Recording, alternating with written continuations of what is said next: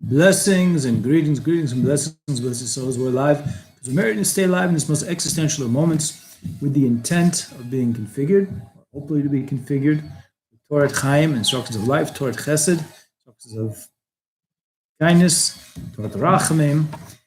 And yesterday we have a custom among Chabad Hasidim, and there are other groups that do it as well, to say the coming month, which we're having great expectations for. It's the month of Iyar. We're still in the month of course. Nisan is a great month because 33 years since the great exodus out of Egypt.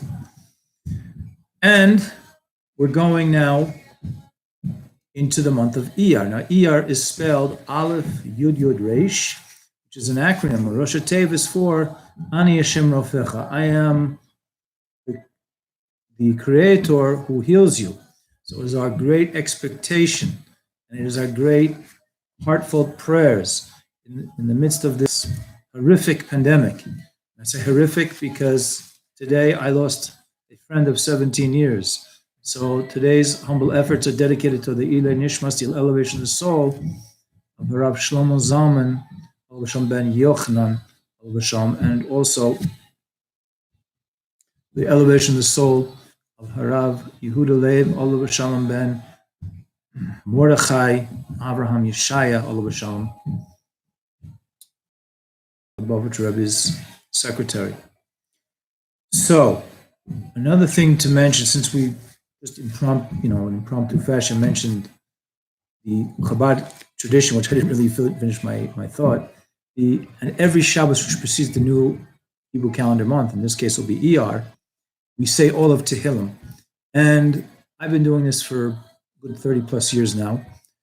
Easier times, and sometimes it's harder, depending on, of course, what type of sleep we got the night before and how good the coffee was in the morning that we drank.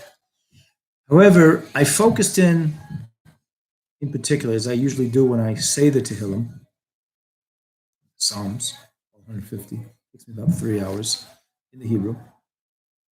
And some people can say it in about 80 minutes. They can fly through it like a machine gun, but since I wasn't born with the education of the Lashon HaKodesh or the Hebrew, it takes me a little bit longer. So I focused in on chapter 72 yesterday. And chapter 72 in Psalms is composed of 20 verses with them, some of them very quickly, and some of them will have a little bit of impromptu elucidation. This was one of the last chapters of Psalms that King David, Naim Zmias Yisrael, the sweet singer of Israel, composed. But there's something very special, and it carries with an instruction. King David knew end of his life, the individual that would succeed him, his son, would be Shlomo Melech, King Solomon. And therefore, he made a prayer for the success of his son, King Solomon, Shlomo Melech. His success should be predicated on, he should have the wisdom to provide justice for the poor.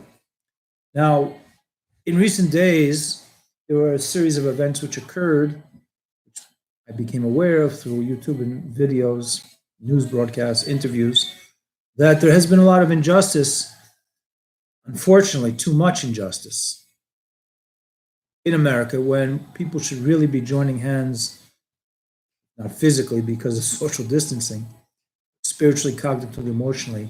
And yet, there have been cases of which are being described as environmental racism, which one can find reason to agree with. I just call environmental hatred. According to Torah, there's no such thing as race. There's only nations and families and peoples and cousins and mothers and fathers. The whole idea of the human race, where we're racing for, I don't know, but the word race, as it's used in the English, has no place in authentic Torah teachings as much as it's referring to, say, someone is going to run, the roots, or to run, but to race, meaning as if we have to get to a finish line in order to outdo one another, is is totally against the whole Torah spirit of what will be transpiring at the time of the universal redemption, where there will be no hatred, no jealousy, and no competition was not needed. But here, a prophetic prayer offered by a king of Israel for the next one in line as the king of Israel is not just for the Jewish people, these instructions, it's for we hopefully will establish, coming out of this dark cloud pandemic, a new type of leadership on the local level, city level, state level, federal level, and international level. Hopefully, the blessings that King David had bequeathed, the prayers, the prayerful blessings, the blessings of prayers, King David poured out his heart in prophetic spirit for his son, will start to be emulated by the leaders of the world, and also for the leaders to pray and bless those who are going to replace them if they are living in political systems or ruling in political systems where every 4 years, 6 years, or whatever it may be, the incumbent ruler should be blessed without any hesitation by the previous ruler. We're talking about a pretty ideal, pristine world, but we seem to be in a situation where we have no choice except to make changes, because this pandemic, whether we like it or not, is already forcing us to make changes. So here we can hopefully be proactive on the meditative level to make those changes and make it a better world, because we are all ultimately supposed to be humble and faithful and hopefully happy stewards of this good ship planet Earth. So here we go.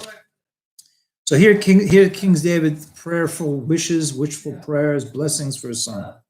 For Solomon, O Creator, impart your justice to the king and your righteousness to the son of the king.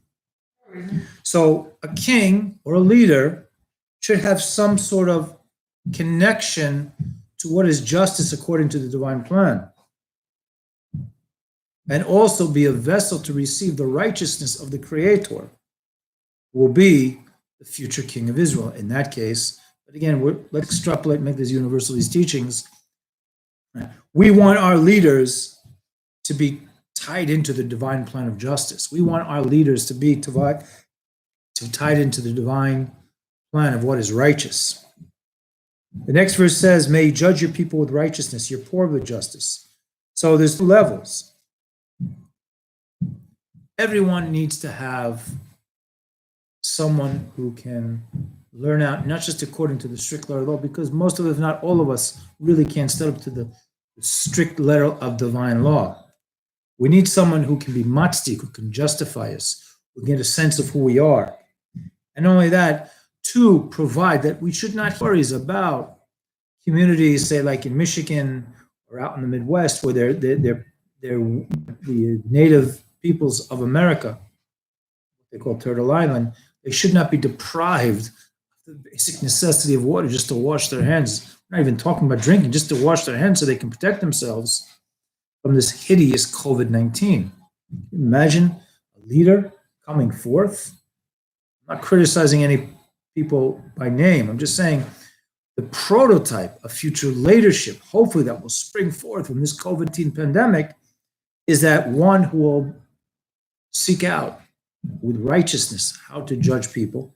And of course, that would mean to bequeath the empowerment to, whether it be on a national level, a state level, a local level, that the whole system of justice should be with righteousness, and the poor in each community, state, country should expect proper justice and not be squashed cognitively, emotionally, or spiritually.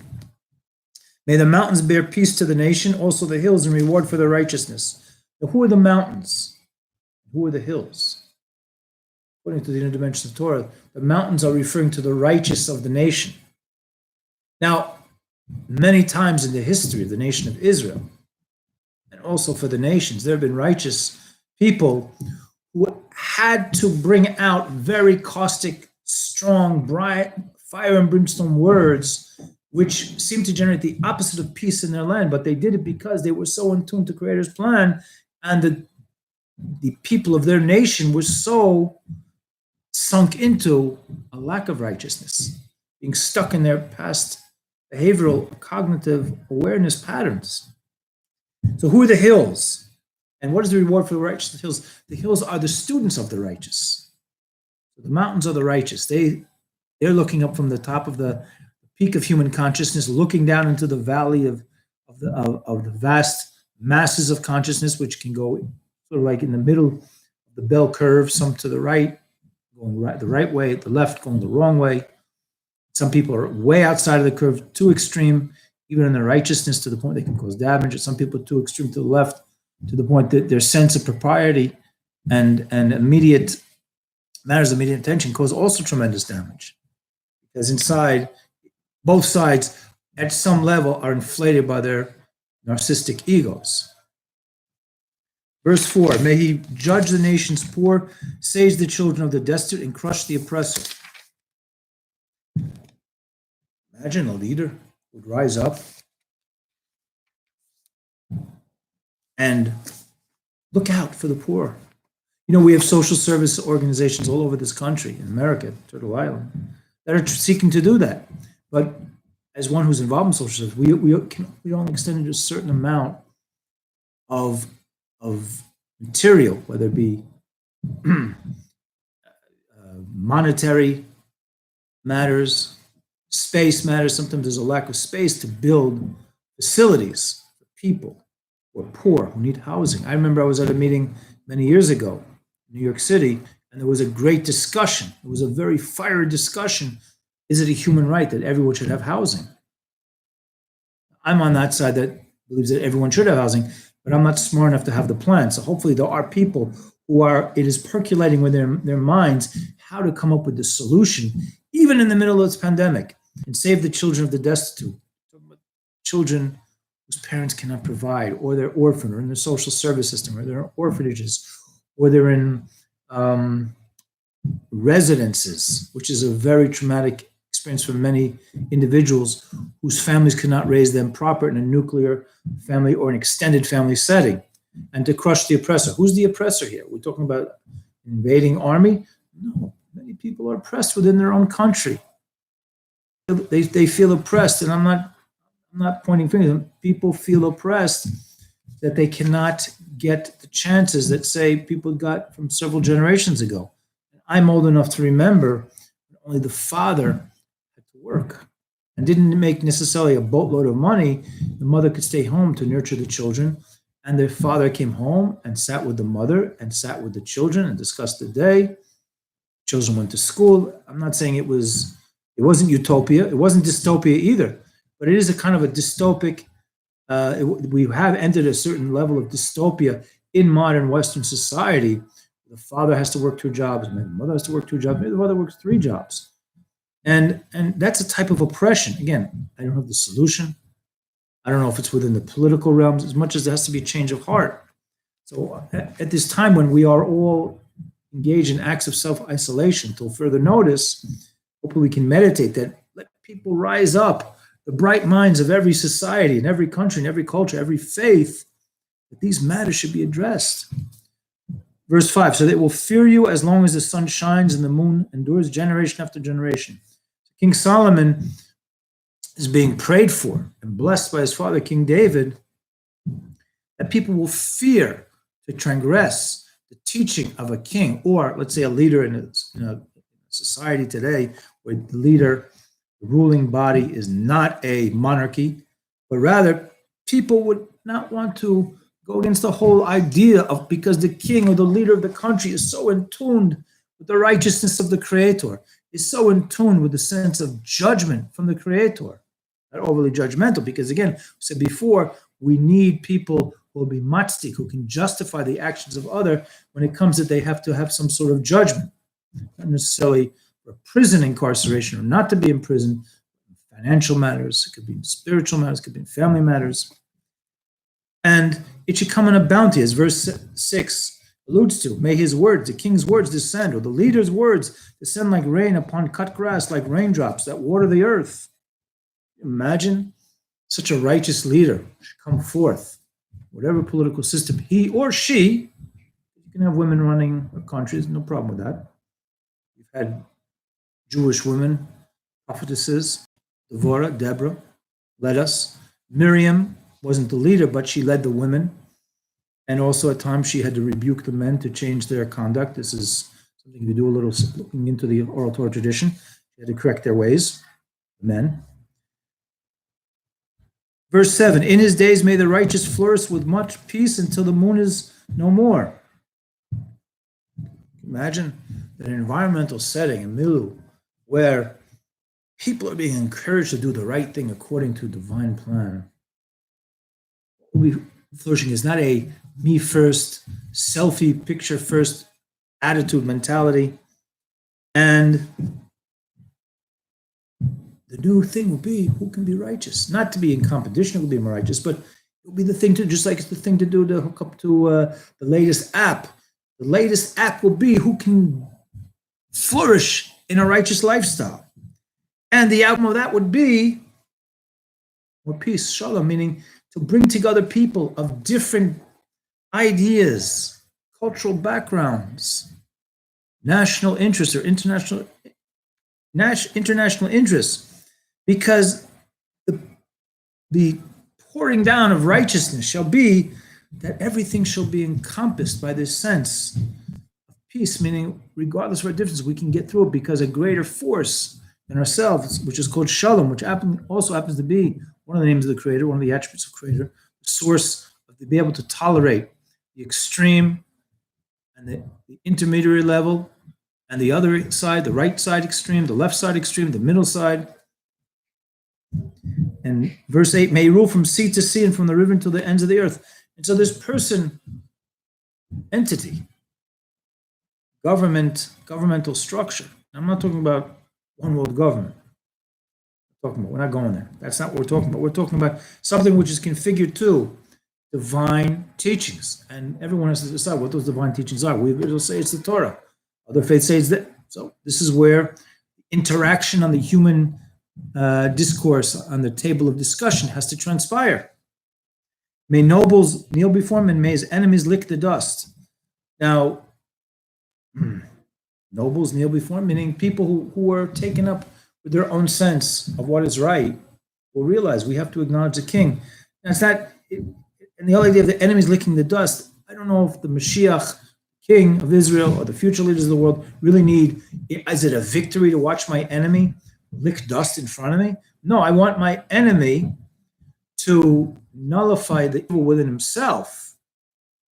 And that in itself is much harder to accomplish than just literally sticking out the tongue and to literally lick the dust before the conquering ruler or governmental regime, what may it be. Verse 10, the kings of Tarshish and the islands will return tribute, and the kings of Sheba and Seba will offer gifts.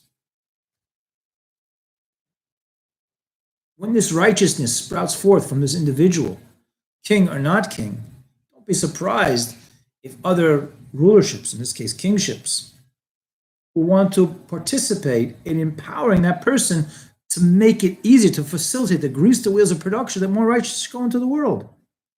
11, all kings will bow to him, all nations will serve him. Again, do we want the kings literally just to bow down to, in this case, King Solomon or the Mashiach, the Messiah, or all nations will serve him? Meaning we want them to serve their purpose. We want people to bow within their heart. Again, the actual level of physical prostration, maybe at some level there will be, but I've seen pictures, I've seen videos, like say, I've seen, I think it was King Selassie, nobles from the rest of the world many years ago bowed before him. Okay, but not everything that King Selassie wanted to accomplish in Africa or for the world was accomplished. So I'd rather not have someone bow down to the king. And that's not my decision. I'm just suggesting it. It's not Svara, Torah Svara. The bowing down should be in carrying out the word of this king or this leader who is so connected, so configured to divine teachings, that's where the bowing will come down to bow down to the instruction, to follow, not as mindless robotic puppets or people think they're being used, but they're actually seeing within their own mind, because they're connecting to the divine image, that they can make it a better world, even within the context of their own cultural, national, faith-based interests. And one of the And why will kings want to allegorically bow down to the king of David, son of David, King Solomon? And why will nations receive him? Because again, the new mode, the new app of human behavior will be, as it says in verse 12, for he rescues the needy one who cries out and the poor one who has no one to help him. This will be. And in many senses, this is what is transpiring now. So many good people around the world are helping others who have succumbed to the COVID-19 up to the point of going to the next level of life, or being sick and being stuck on ventilators and other forms of treatment. Verse 13, he pities the impoverished and needy and saves the souls of the destitute. Again, pity, a sense of das, a sense of connection to someone outside of oneself will be a baseline attribute of such a wise king who King David wished for his son. And it was not just for those days, it's applying to these days as well. We need people, we need leaders to rise up, to pity the impoverished and save the soul of the destitute, meaning, we're not here of Israel to promote the idea of soul saving as much as take care of the body of another human being, as there is a Torah mandate, ushma et nafshel seichem, to guard your soul, meaning take care of your physical body, and that's how you guard your soul. So saving the soul of the destitute, meaning giving some sort of supportive help. Like here in New York City, you have this wonderful organization, I think it's called City Harvest. They capture food, they rescue food before catering services and restaurants, all different types of eateries across New York City are going to throw out the food because of laws. It's still good food, but they let's say a person caters a wedding. They're not going to serve at the next wedding. So they'll call City Harvest will take the food when we had, before the pandemic. I don't know how weddings are done now, and people are not making large gatherings. That would be silly. Actually, more than just silly, but I don't want to go there. And they bring it to the poor. That's saving the soul of the destitute by giving them food. So the soul will want to stay in the body because there's a natural, it's called a chum TV, according to old Torah tradition of Israel. We have a chum TV, each one of us, even animal life. And what keeps that connection? Feeding the fuel of the body, like an engine to a car or a ship or a boat, allows the body to retain the capacity that it will still be a fitting vessel for the soul. Verse 14, he redeems their soul from deception and violence, and their blood is precious in his eyes. Can you imagine? Again, we're talking about the needy and the impoverished and the destitute. A leader. I mean, this is what King David wanted King Solomon to do. And this is an impassioned plea and prayer by the King of Israel from almost 3,000 years ago for future leaders, not just Jewish leaders, but all leaders. Please think about, there are so many people in each one society who are being deceived and subject to violence, and yet their blood, meaning what's in the blood? The soul. Damu nefesh.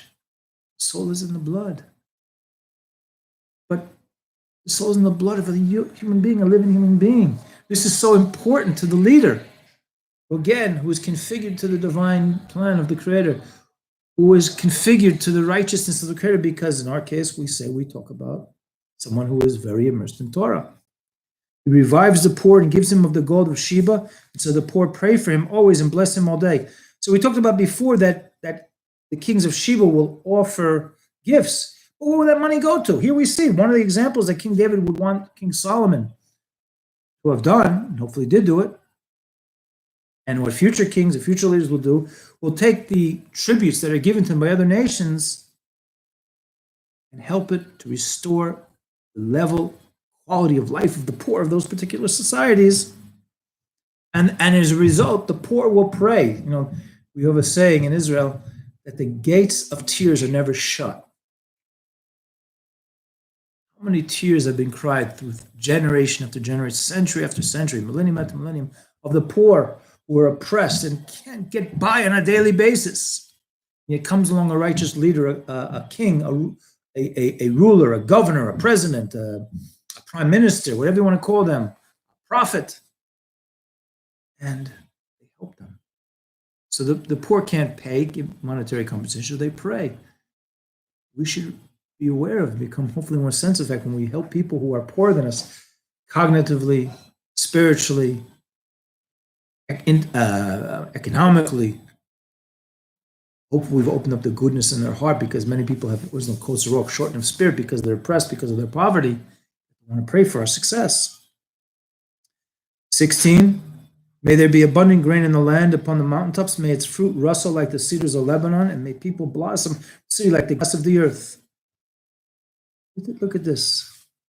Abundant grain in the land, upon the mountaintops, in all levels of society. So we're not just wishing to take away from one part of the society, give it to another part of society, population. 1% to 2% to 25% to 99%. We want everyone to flourish. And people should blossom from the city like the grass of the earth. In this time where, unfortunately, these people push eugenics. They're coming out more and more, unfortunately, in this pandemic, for whatever reasons. They'll have to answer the Creator, because Creator, the Torah planet, there's no place in the Torah for eugenics. Blossoming. The king of Israel is telling his son, the future king of Israel, and a message to future rulers: get away from eugenics. Get away from who you think is fit and not fit. He said, pray and use your wisdom and use your justice and your righteousness, that people should blossom. And I'm not saying people should be irresponsible in terms of the commandment of being fruitful and multiply. I'm saying those people have been brought into the world already should be blossoming. We should be, in every part of the world, there should be a blossoming of human potential, like the grass of the earth. No one talks about eugenics with grass, water, plant life, or fish, or different types of animals. Just the opposite. People are concerned about the extinction of various levels of the creation. When it comes to the human family experience, there's some people pushing an idea: we've got too many people, and that's what's causing all the problems. No. In their minds, it's Malthusian thinking, which has already been proven to be quite fallacious in the essence of that distorted consciousness. Number 17, may his name endure forever. May his name be magnified as long as the sun shines, and may all nations bless themselves by him. They will praise him. Well, why would a name have to endure forever? I mean, people talk about having a legacy. They donate money, they do an act, they have something written down on a piece of concrete to remember them.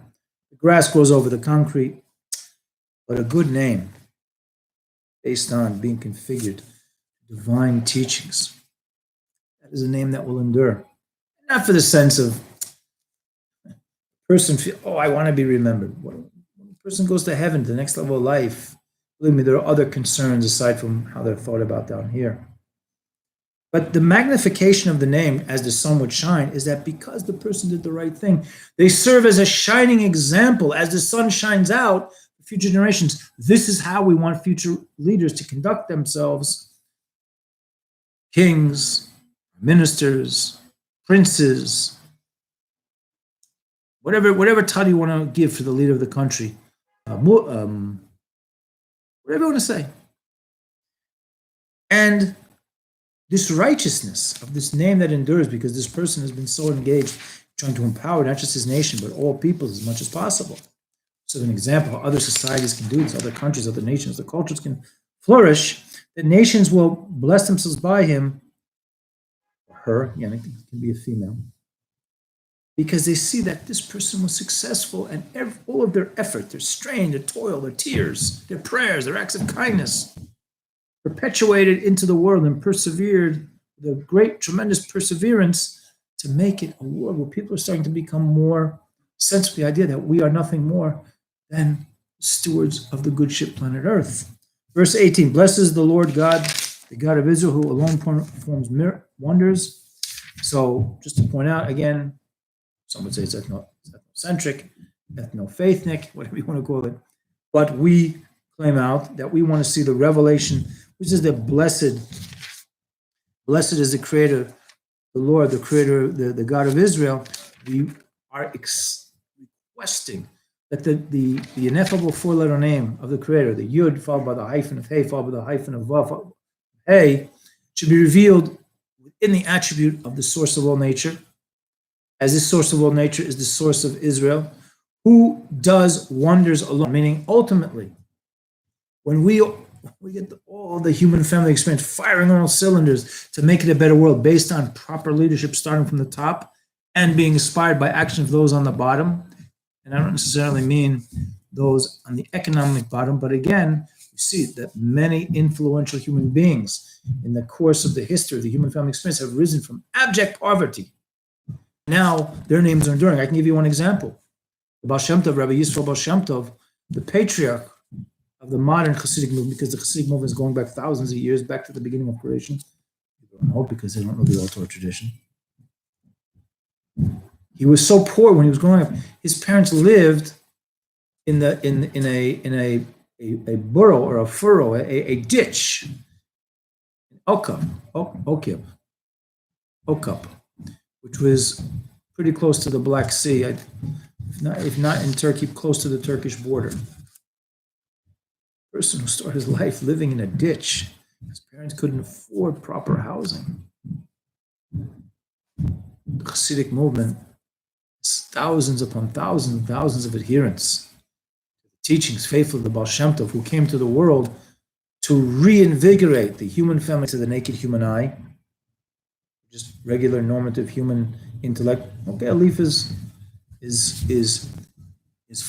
blowing in the breeze on a plane of grass, and all of a sudden stops in one place. It provides the proper shade that a worm underneath it won't get burnt by the sun. What's the importance of that worm not getting burnt by the sun? That's the rest of the story, but we're not going to go there. Now, by the way, Michael, thank you. So we see that when we get to the point, again, from the top echelon society to the bottom echelon society, yeah, that was an economic matter. The Baal Shem started in abject poverty. Influence of this man, and there are many examples from every nation of people who start in abject poverty, and their names are still talked about. And those of you who have an issue Israel and you're aware of your own cultural heritage, I'm sure you can name people right off the top of the tip of your tongue. But when we do all this, we make it a better world. We're making the world a vessel, a conduit for absolute miracles, including, blessed is his glorious name forever, may the whole earth be filled with his glory, that we want to see the glory of Creator forever, filling the earth. And King David said, Amen, Amen. Verse 20, the prayers of David, son of Jesse, are concluded. And that was one of the last psalms that he wrote. I hope, this was kind of a long presentation. I didn't expect it to be that long. In fact, I'm late for my next class. But I hope we can take something from this blessed souls in a way of one love, a pleasant and peaceful way.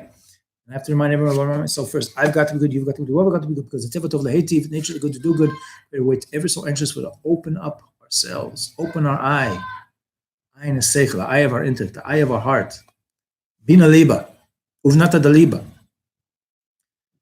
And not be disappointed when we're instructed that we've been anointed with the Tzelem Elokim, which is our divine image, will help us get out, scrimmage in this wonderful creation. And we together, some will come up with the cure for this coronavirus. May come very soon in our days, but others will come up with other types of cures. And hopefully this is going to create this opening up of the well springs of the abyss of human consciousness, to open up the well springs of the heavenly teachings, which ultimately will serve as a catalyst for the revelation of Mashiach Tzidkenu, our righteous Messiah, will roar out Torah Chadash Miditeit, will roar out revelations of Torah prophetically and in the practical, down-to-earth, mundane activities, which we also sorely need.